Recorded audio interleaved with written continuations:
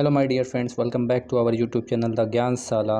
दोस्तों, हम लोगों ने लास्ट वीडियो में देखा था कंज्यूमर इक्विलिब्रियम होते क्या हैं और कंज्यूमर इक्विलिब्रियम कौन कौन से केस में कैसे कैसे मेजर किए जाते हैं, लॉ ऑफ डिमिनिशिंग मार्जिनलिटी क्या होते हैं, और आपका लास्ट हम लोगों ने देखा था इंडिफरेंस कर्व क्या होता है। आज हम लोग पढ़ने वाले थ्योरी ऑफ डिमांड। तो चलिए हम लोग देखते हैं थ्योरी ऑफ डिमांड में क्या क्या टर्म्स आते हैं। फर्स्टली हमारा पूछ रहा है कि मीनिंग ऑफ डिमांड क्या होता है। तो मीनिंग ऑफ डिमांड हम लोग समझते हैं क्या होता है। बोला demand is defined as the quantity of commodity or services that a consumer is able and willing to buy at a given price at a given point of time. The essential elements of demand for a commodity as follow: desire for a commodity, availability of money, income to fulfill that desire, willingness to spend money to fulfill the desire। यानी बोल रहा है कि demand क्या है। आपका demand क्या होता है, किसी भी कमोडिटी और सर्विसेज की जो मांगी गई क्वांटिटी है और उस क्वांटिटी को वो कंज्यूमर एबिलिटी रखता है खरीदने की, यानी उसको ख़रीदने की इच्छा है। देन उसकी कुछ पर्टिकुलर प्राइस होगी और उस प्राइस को वो पे करने का पर्टिकुलर टाइम में परचेजिंग पावर रखता है। इन सारे को अगर हम सम कर दें तो वही मेरा क्या बनता है, डिमांड बनता है। ठीक है, इसीलिए नीचे लिखा है कि इसेंशियल एलिमेंट्स एक डिमांड में क्या होने चाहिए। फर्स्टली बोला है डिज़ायर ऑफ कमोडिटी, यानी अगर आप डिमांड क्रिएट करते हो तो सबसे पहले आप किसी कमोडिटी के डिज़ायर को रखते हो, यानी आपकी इच्छा उस कमोडिटी को खरीदने की। देन नेक्स्ट आपके पास availability of money income to fulfil that desire, आपके डिज़ायर को पूरी करने के लिए आपके पास उतनी पैसे होनी चाहिए, उतनी मनी होनी चाहिए। एंड लास्ट आपका बोला है willingness to spend money to fulfil that desire, और उस पैसे को आप पेमेंट करने के लिए भी मौजूद हो, यानी आपके पास परचेजिंग पावर भी होनी चाहिए। ऐसा नहीं कि आप पैसा रखे हो बस बोल रहे हो हाँ ले लेंगे, ऐसा नहीं होना चाहिए। आप उसको पेमेंट करने के लिए तैयार हो। इतना ही आपका क्या होता है, डिमांड होता है। चलिए, अगर आपको इससे भी नहीं समझ में आ रहा तो एक छोटा सा एग्जांपल मैं देकर और आपको क्लियर करा देता हूँ। जैसे दो लोग हैं, ठीक है, दो लोग हैं, ठीक है, एक का नाम ए है और एक का नाम बी है। दोनों के पास 10,000 की इनकम है, 10,000 की दोनों के पास इनकम है। अब ये बंदा चाहता है एक एलसीडी खरीदना जिसकी प्राइस क्या है, 5K है, जिसकी प्राइस क्या है, 5K है। लेकिन ये बंदा बस चाहता है, इसको पे नहीं करना चाहता है। नहीं, ये बस बोला कि भाई मुझे एलसीडी खरीदनी, लेकिन आज मैं नहीं खरीदूंगा।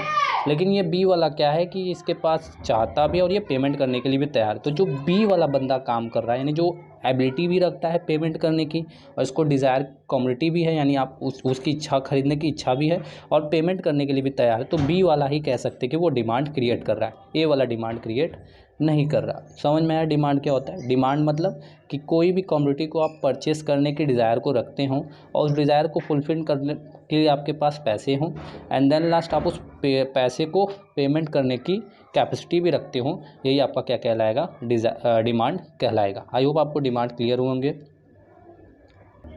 नेक्स्ट हमारा टॉपिक है concept of demand and types of demand, यानी डिमांड कितने टाइप्स के होते हैं। फर्स्टली हमारा डिमांड है प्राइस डिमांड। ठीक है, पहला मेरा डिमांड क्या है, प्राइस डिमांड। प्राइस डिमांड क्या होता है, it refers to the different quantities of commodity which will be bought per unit of time in a market at a different price. यानी कोई भी क्वांटिटी ऑफ कमोडिटी को जब हम डिमांड कर रहे हैं उसके प्राइस के अकॉर्डिंग, यानी मार्केट में जो प्राइसेस चल रहे हैं उसके अकॉर्डिंग अगर हम किसी चीज़ों की डिमांड कर रहे हैं तो मेरा कौन सा डिमांड कहलाएगा, प्राइस डिमांड कहलाएगा। सेकेंड मेरा बोल रहा है इनकम डिमांड। इनकम डिमांड क्या होता है, it refers to the different quantity of a commodity which will be bought at different level of income.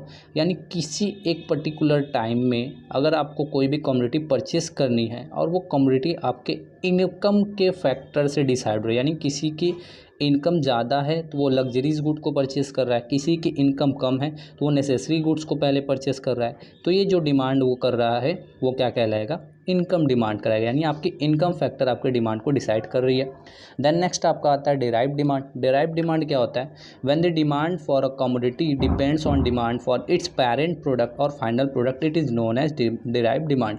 यानी कोई ऐसी कमोडिटी की आप डिमांड कर रहे हैं जो किसी पेरेंट प्रोडक्ट या फाइनल प्रोडक्ट, यानी कोई बड़ी प्रोडक्ट है या कोई मेजर प्रोडक्ट है, उस प्रोडक्ट को हेल्प करने के लिए या यूज़ करने के लिए मांगी जा रही है, तो उसको हम लोग क्या बोलते हैं, डिराइव्ड डिमांड।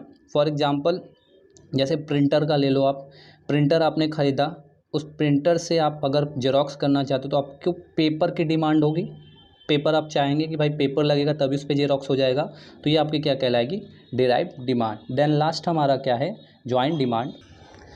इसमें क्या है, when several things are needed to make a commodity it's called joint demand. यानी बहुत सारी चीज़ों की आपको ज़रूरत पड़ी या डिमांड आप कर रहे हैं किसी एक कमोडिटी को बनाने के लिए, तो ये क्या हो जाएगा आपका joint demand. For example television बनाने के लिए आपको डिफरेंट टाइप्स ऑफ कह दो कि चिप्स चाहिए, ठीक है, कई सारे रेजिस्टेंस चाहिए। तो ये सारे जो आप डिमांड कर रहे हो ना एक पर्टिकुलर प्रोडक्ट बनाने के लिए, तो ये डिमांड क्या कहलाएगा आपका जॉइंट डिमांड कहलाएगा।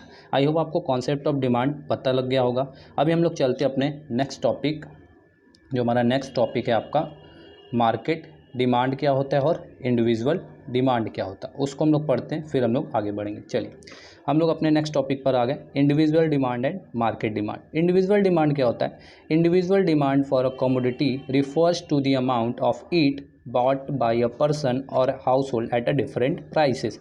यानी इंडिविजुअल डिमांड क्या है? किसी भी कमोडिटी को जब कोई एक हाउस होल्ड मतलब यानी जैसे हम लोग हैं, एंड कोई एक पर्सन जब किसी पर्टिकुलर पॉइंट ऑफ टाइम में एट अ प्राइस पेमेंट करने के लिए चीज़ों की या सर्विसेज की डिमांड करता है, तो उसको हम बोलते हैं इंडिविजुअल डिमांड। यानी कोई एक बंदे ने कोई भी चीज़ मांगा, वो इंडिविजुअल डिमांड हो गया। देन नेक्स्ट हमारा मार्केट डिमांड क्या होता है? Market demand for a commodity refers to the total amount of the commodity bought by all consumer aggregated together at a different prices. यानी मार्केट डिमांड ऐसी commodity होती है जो टोटल अमाउंट ऑफ कमोडिटी, यानी जो एक पर्टिकुलर इकोनॉमी में एक पॉइंट ऑफ टाइम में जो टोटल कमोडिटी की डिमांड की गई है उनका सम, और जो सारे कंज्यूमर्स ने एक साथ मिलकर डिमांड किया है, उसी को हम बोलते हैं मार्केट डिमांड। मार्केट डिमांड कुछ नहीं है, एक इकोनॉमी में डिफरेंट टाइप्स ऑफ कंज्यूमर ने एक पर्टिकुलर टाइम में जो डिफरेंट प्राइसेस के अकॉर्डिंग पेमेंट करने के लिए उसने डिमांड किया है, वही क्या कहलाएगा? Market demand. ठीक है, जैसे इसका सिंपल एग्जांपल ले लो। जैसे आप कह दो कि वेजिटेबल मार्केट जाते हो, वेजिटेबल मार्केट में क्या, अगर आप ख़रीदने जाते हो तो आप अपने अकॉर्डिंग बजट लेके जाते हो, आपको अपने बजट के अकॉर्डिंग ही सारी चीज़ें खरीदनी होती है। लेकिन सब लोग आपके बजट के अकॉर्डिंग नहीं जाते। जैसे आप 500 रुपये लेकर गए बजट कि भैया मुझे एक हफ्ते की सब्ज़ी चाहिए, 500 रुपये लेकर गए। आपकी तरह 500 रुपये सब तो नहीं लेके जा रहे हैं, किसी के पास 100 रुपये होंगे, किसी के पास 200 रुपये होंगे, किसी के पास 1000 रुपये होंगे, ठीक है। तो सब अपने अकॉर्डिंग से डिमांड कर रहे हैं। तो आप पर्टिकुलर अगर डिमांड कर रहे हो, अगर अपना डिमांड देखना चाहो तो वो इंडिविजुअल डिमांड हो गया। लेकिन उस पर्टिकुलर वेजिटेबल मार्केट की डिमांड देखना चाहो तो वो क्या हो जाएगा? आपका मार्केट डिमांड, क्योंकि वहाँ पर बहुत सारे कंज्यूमर ने एक साथ डिमांड किया है। आई होप आपको मार्केट डिमांड और इंडिविजुअल डिमांड क्लियर हुआ होगा। फिर भी मैं आपको ग्राफ के थ्रू थोड़ा सा समझा देता हूँ, ठीक है। देखो बोल रहा है कि जो हाउस होल्ड एंड दो हाउस होल्ड है, एक हाउस होल्ड ए है और एक हाउस होल्ड बी है। इसकी इनकम थोड़ी मान लो कम थी, इसकी इनकम थोड़ी कम थी, इसकी इनकम थोड़ी सी ज़्यादा थी। जैसे मान लो ये 500 रुपये कमाता था और ये 700 रुपये कमाता था, ठीक है। तो जो हाउस होल्ड ए है ये 500 रुपये अगर कमाता है तो इसकी डिमांड क्या होगी? कम होगी। प्राइस बढ़ने से इसकी डिमांड घटेगी, लेकिन इसकी उतनी नहीं होगी क्योंकि इससे ये थोड़ा सा ज़्यादा कमाता है, तो थोड़ी बहुत इसकी ज़्यादा होगी डिमांड। और इन दोनों का जब सम कर लिया जाए तो यही मेरा क्या हो जाएगा? Market demand. क्लियर है? यानी कई सारे हाउस होल्ड या कई सारे पीपल्स का जो कम्बिनेशन ऑफ डिमांड होता है या कंबाइंड डिमांड होता है उसको हम मार्केट डिमांड बोल सकते हैं, ठीक है। इसमें एक चीज़ और आपको समझनी है कि जो इंडिविजुअल डिमांड कर्व होता है वो क्या होता है? आपका ज़्यादा फ्लैटर होता है मार्केट डिमांड से, ठीक है। यानी इंडिविजुअल डिमांड आपका ये होगा, नीचे की ओर होगा थोड़ा, सॉरी इसको और थोड़ा सही से बना देता हूँ मैं। इंडिविजुअल डिमांड आपका ये होगा और मार्केट डिमांड आपका ये बना हुआ है, ठीक है। इंडिविजुअल डिमांड फ्लैटर होता है किससे? आपके मार्केट डिमांड से, ठीक है। आई होप आपको इतनी चीज़ें समझ में आ गई होंगी। अब इसका अगर रीज़न जानना है तो रीज़न थोड़ा सा और टाइम दे देता हूँ मैं, इसको थोड़ा सा बस रीज़न समझ लो क्या होता है। देखो हाउस होल्ड में क्या होता है? डिफरेंट इनकम है तो हम लोग अपने इनकम के अकॉर्डिंग यानी लिमिटेड पॉइंट पे होते हैं। लेकिन मार्केट में क्या होता है, यानी बहुत सारे लोग, तो सबकी इनकम लिमिटेड नहीं होती, बहुत लोगों की एक्सेस भी होती है। जैसे लग्जरीज गुड्स की हो गई, AC के अगर दाम 5000 बढ़ जाए तो अगर मिडिल क्लास की फैमिली हो तो उसको ज़्यादा इंपैक्ट होता है, नहीं यार मैं अगले बार खरीदूंगा जब इसके प्राइस कम होंगे। लेकिन जब लग्जरीज गुड्स खरीदने वाले जो लोग हैं या जिसकी इनकम बहुत ज़्यादा है उनको ज़्यादा इंपैक्ट नहीं पड़ेगा, वो कंटिन्यूअस डिमांड करेंगे। तो आपकी वजह से थोड़ा बहुत भी अगर जो घटने वाला है ना, तो उन लोगों से क्या होगा? वो डिमांड कांस्टेंट हो जाएगा, यानी चेंज नहीं होगा, ऊपर भी जा सकता है और थोड़ा कांस्टेंट भी होने वाला है। तो इसलिए मार्केट डिमांड आपका लेस देन कम कह दो कि फ्लैटर होता है आपके इंडिविजुअल डिमांड से, बस इतना ही इम्पैक्ट पड़ता है और कुछ नहीं है।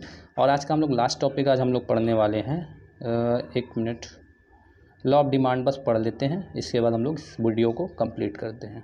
चलो लॉ ऑफ डिमांड होता क्या है बस इसको जान लो थोड़ा सा, फिर इसके आगे के चीज़ों को हम लोग बाद में पढ़ेंगे। लॉ ऑफ डिमांड होता क्या है, बस लॉ ऑफ डिमांड आपको बताना लास्ट।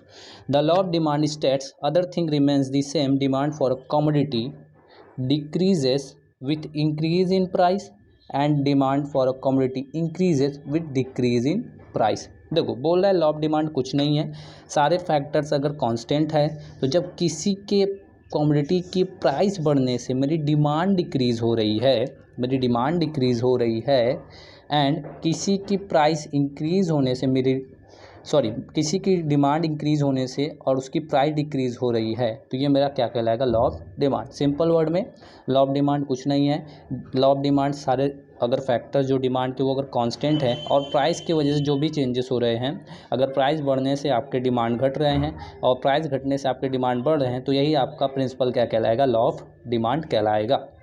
लॉ ऑफ डिमांड क्या होता है? लॉ ऑफ डिमांड में क्या होता है, इन्वर्सन रिलेशनशिप होता है किसके बीच में, डिमांड और कमोडिटी के प्राइस के बीच में। यानी किसी भी कमोडिटी की अगर डिमांड हाई है तो उसकी प्राइस लो होगी, और किसी भी कमोडिटी की अगर प्राइस हाई है तो उसकी डिमांड लो होगी। यही इसका रिलेशन होता है। आगे की चीज़ों को हम लोग नेक्स्ट वीडियो में कंटिन्यू करेंगे। आई होप आपको लॉ ऑफ डिमांड के थोड़े से कॉन्सेप्ट समझ में आएंगे। आगे जो भी हमारे कॉन्सेप्ट हम लोग नेक्स्ट वीडियो में पूरा डिमांड को कंप्लीट करने की कोशिश करेंगे, या एक और वीडियो 2 वीडियो हो सकता है आपके बन जाए थ्योरी ऑफ डिमांड पे, ठीक है। तो आई होप आपको वीडियो हमारे पसंद आ रहे, तो वीडियो अगर पसंद आ रहे तो आप हमारे वीडियो को लाइक करिए, चैनल को सब्सक्राइब करिए और ज़्यादा से ज़्यादा शेयर करिए, ताकि आप जैसे और भी हमारे लर्नर्स को हेल्प हो सके। Thank you very much.